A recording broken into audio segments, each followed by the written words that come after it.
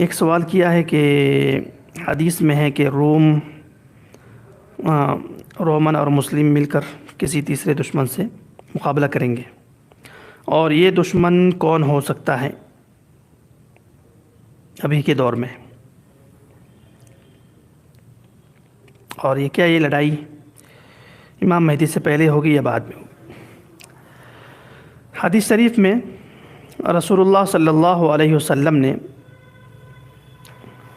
امام مہدی کے دور میں مسلمان اور روم والے یعنی عیسائیوں سے 4 مرتبہ کی مصالحت کا ذکر کیا ہے۔ فرمایا سیکون بینکم وبین الروم 4 ہودان،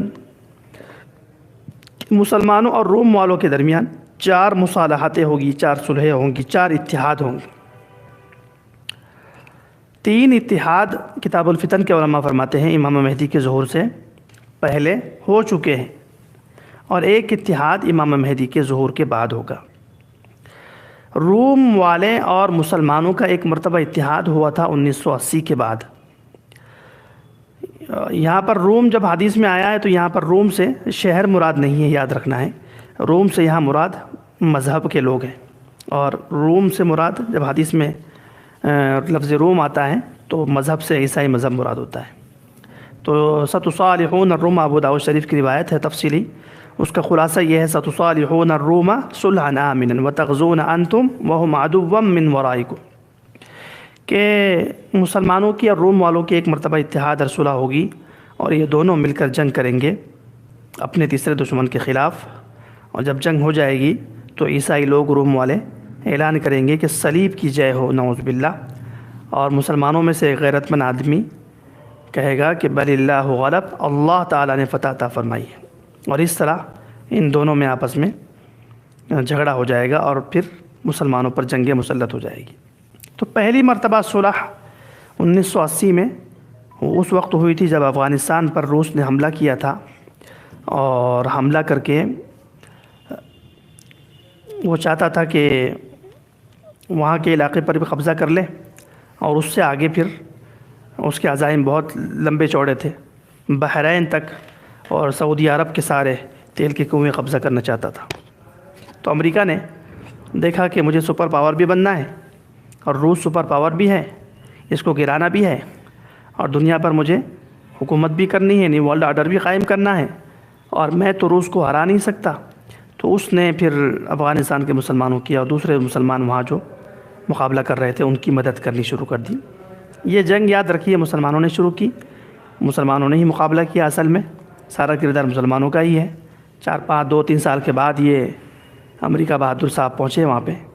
انہوں نے مدد کرنی شروع کی، اس لیے کہ ان کو خدشہ تھا کہ جو میری تیل کی کمپنیاں ہیں، آرامکو کمپنی وغیرہ، یہ تو پھر روس اگر آگے بڑھ گیا صرف افغانستان میں تو رکے گا نہیں، آگے جائے گا، خلیج کے ممالک کی طرف جائے گا، وہاں کے تیل پر قبضہ کر لے گا۔ تو اس مقصد کے لیے اس نے مدد کی۔ تو یہ صلح ہوئی، امریکہ سے تعاون لیا،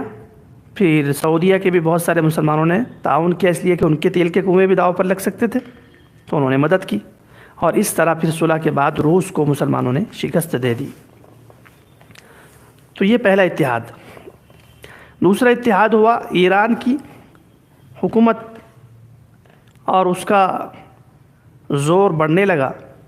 تو اس سے بھی امریکہ صاحب کو تکلیف ہونے لگی،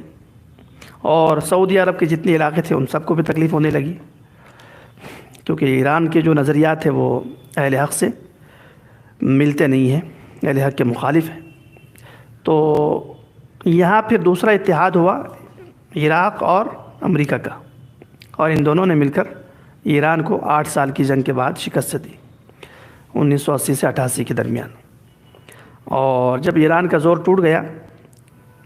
تو یہ جو عراق تھا، صدام حسین یہ لڑ رہا تھا جنگ جزیرۃ العرب کے جتنے حکمران ہیں ان سب کی طرف سے، اس لیے کہ ان سب کو ڈر تھا کہ یہ اگر قابض ہو گیا، ایران اگر دنیا پر قابض ہو گیا اور جزیرۃ العرب کے علاقوں پر قابض ہو گیا، تو یہ تو شریعت سنت کے نئے طریقے ایجاد کر دے گا، اور پھر اس کا انداز اہل حق سے ہٹا ہوا ہے۔ تو انہوں نے عراق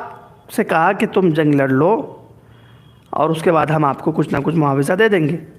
کچھ تیل کے کنویں دے دیں گے۔ تو عراق نے اور امریکہ سے بھی تعاون لیا، اور اس طرح عراق نے 8 سال ایران کے ساتھ جنگ کی اور یہ اتحاد کامیاب ہوا اور ایران سے جنگ عراق جیت گیا۔ یہ دوسرا اتحاد۔ تیسرا اتحاد اس وقت ہوا، اب عراق نے سعودی حکومت کے جو بادشاہ تھے ان سے کہا کہ چلو بھائی،